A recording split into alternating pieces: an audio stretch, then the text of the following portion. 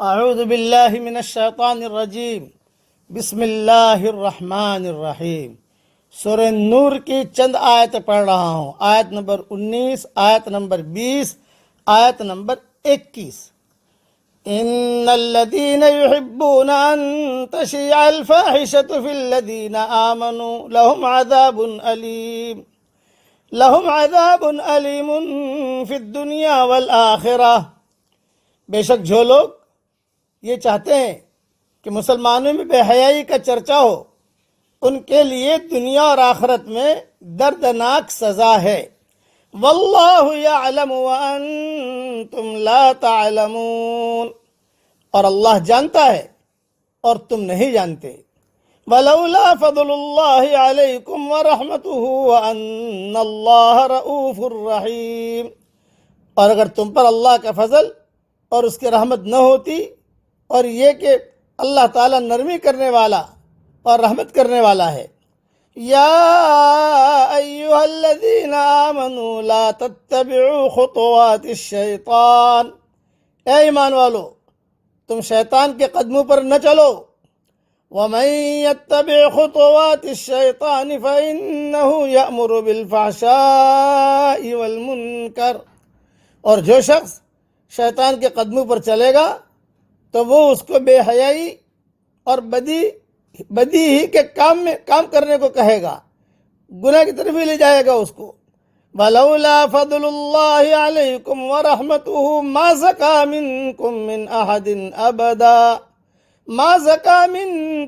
أَحَدٍ أَبَدًا وَلَكِنَّ اللَّهَ يُزَكِّي مَن يَشَاءُ، اور اگر تم پر اللہ کا فضل اور اس کی رحمت نہ ہوتی تو تم میں سے کوئی شخص بھی پاک نہ ہو سکتا، لیکن اللہ ہی جس کو چاہتا ہے پاک کر دیتا ہے۔ واللہ سمیع علیم، اور اللہ سننے والا اور جاننے والا ہے۔ تشریح سن لیجئے مختصر۔ دوسروں کے خلاف طوفان اٹھانا، یہ افک عائشہ رضی اللہ تعالیٰ عنہ کو جو تہمت لگی تھی، اس سلسلے کی آخری آیتیں ہیں۔ وہ قصہ میں نے چھوڑ دیا اور معروف ہے، بخاری وغیرہ میں سب جگہ قصہ ہے۔ دوسروں کے خلاف طوفان اٹھانا ایک ایسا عمل ہے جو تواضع کے خلاف ہے۔ عام طور پر ایسا ہوتا ہے کہ آدمی اپنے بارے میں ضرورت سے زیادہ خوشگمان ہوتا ہے اور دوسروں کے بارے میں ضرورت سے زیادہ بدگمان۔ یہ دونوں ہی باتیں ایسی ہیں جو ایمان کے ساتھ مطابقت نہیں رکھتی۔ اگر آدمی کے اندر ایمانی تواضع پیدا ہو جائے تو اپنے احتساب میں اتنا زیادہ مشغول ہوگا کہ اس کو فرصت ہی نہ ہوگی کہ وہ دوسرے کے احتساب کا جھوٹا جھنڈا اٹھائے۔ بڑی زبردست ڈرانے والی آیت ہے۔ آج کل واٹس ایپ کے اوپر جو آیا جو چلا فارورڈ کر دیا، یہ بھی اس میں آتا ہے۔ بری بری باتیں پھیلانا، کسی کے تہمت کے بارے میں بات کرنا، یہ کوئی حق نہیں ہے ہم یہ بات کرنے کا۔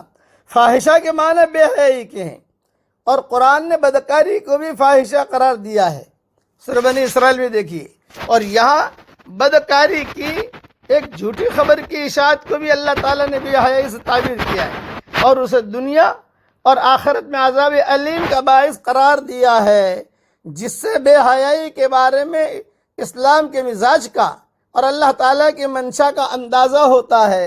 محض بے حیائی کی ایک جھوٹی خبر کی اشاعت عند اللہ اتنا بڑا جرم ہے، تو جو لوگ رات دن ایک مسلمان معاشرے میں اخبارات، ریڈیو، ٹی وی اور فلموں، ڈراموں کے ذریعے سے بے حیائی پھیلا رہے ہیں اور گھر گھر اسے پہنچا رہے ہیں، تو اللہ کے یہاں یہ لوگ کتنے بڑے مجرم ہوں گے۔ اور ان اداروں میں کام کرنے والے ملازمین کیوں کر اشاعت فاحشہ کے جرم سے بروئے ذمہ قرار پائیں گے؟ اسی طرح اپنے گھروں میں ٹی وی لا کر اور دوسری گندی چیزیں لا کر آدمی جو سوچتا ہے کہ میں تو تھوڑا ٹائم پاس کرتا ہوں، نہیں، آپ ٹائم پاس نہیں کرتے، آپ اپنے بچوں کے مستقبل خراب کر رہے ہیں۔ اس لیے جس سے ان کے آئندہ نسلوں میں بے حیائی پھیل رہی ہے، وہ بھی اشاعت فاحشہ کے مجرم کیوں نہیں ہوں گے؟ اور یہی معاملہ فواحش اور منکرات سے بھرپور روزنامہ اخبارات کا ہے کہ ان کا بھی گھروں کے اندر آنا اشاعت فاحشہ ہی کا سبب ہے، یہ بھی عند اللہ جرم ہو سکتا ہے۔ کاش ہم اپنی ذمہ داریوں کا احساس کریں اور اس بے حیائی کے طوفان کو روکنے کے لیے اپنی طاقت اور ہم کوشش کریں۔ کسی کے بارے میں بدگمانی پھیلانا یا کسی کے بارے میں خبر پھیلانا یہ اللہ کو پسند نہیں ہے، اللہ کو جواب دینا پڑے گا۔ آج کل تو واٹس ایپ کی دنیا ہے، بھی اچھی باتیں بھی اس کی جو ہمارے علماء میں معتبر علماء ہیں اور اچھی باتیں بتاتے ہیں، ہم بھی سنتے ہیں ان کی باتیں اور ہمیں پسند بھی آتا ہے ماشاءاللہ، لیکن خواہ مخواہ جو ہاتھ لگ گیا آگے بڑھا دیا، جو ہاتھ لگ گیا آگے بڑھا دیا، ایسا نہیں۔ اس لیے اس آیت کو علماء پہلے فقہاء بہت آپس میں پڑھتے تھے، نصیحت کے طور پر یہ آیت لکھ دیتے تھے، ان الذین یحبون ان تشیع الفاحشہ فی الذین آمنوا لهم عذاب علیم فی الدنیا والآخرہ واللہ یعلم وانتم لا تعلمون۔ اللہ تعالیٰ ان قرآن نصیحتوں پر ہمیں عمل کرنے کی توفیق عطا فرمائے، آمین۔ وآخر دعوانا ان الحمد للہ رب العالمین۔